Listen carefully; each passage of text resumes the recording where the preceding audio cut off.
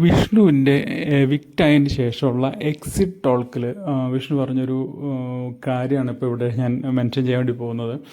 പല കാര്യങ്ങൾ ചോദിക്കുമല്ലോ, ഓരോ ബിഗ് ബോസ് അംഗങ്ങളുടെ പ്രത്യേകതകൾ, ഓരോരുത്തരുടെയും സ്വഭാവ വിശേഷങ്ങൾ, അതേപോലെ തന്നെ ടോപ്പ് ഫൈവിനെ കുറിച്ച് നമ്മൾ നേരത്തെ വീഡിയോ ചെയ്തിട്ടുണ്ട്.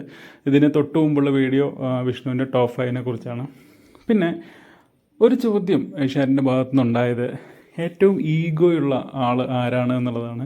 അതിന് വിഷ്ണുവിൻ്റെ മറുപടി വന്നത് അഖിൽ മാരാർ എന്നുള്ളതാണ് കേട്ടോ. പക്ഷെ അത് നെഗറ്റീവ് രീതിയിലല്ല, അത് വിഷ്ണു എടുത്തു പറയുന്നുണ്ട്. നെഗറ്റീവ് രീതിയിലല്ല, പോസിറ്റീവ് രീതിയിൽ. അതായത് സുഹൃത്തുക്കൾ തമ്മിൽ അല്ലെങ്കിൽ വിഷ്ണുവായിട്ട് എന്തെങ്കിലും അഭിപ്രായ വ്യത്യാസം ഉണ്ടായിട്ടുണ്ടെങ്കിൽ വളരെ അസ്വസ്ഥനായിട്ട് കാണാം.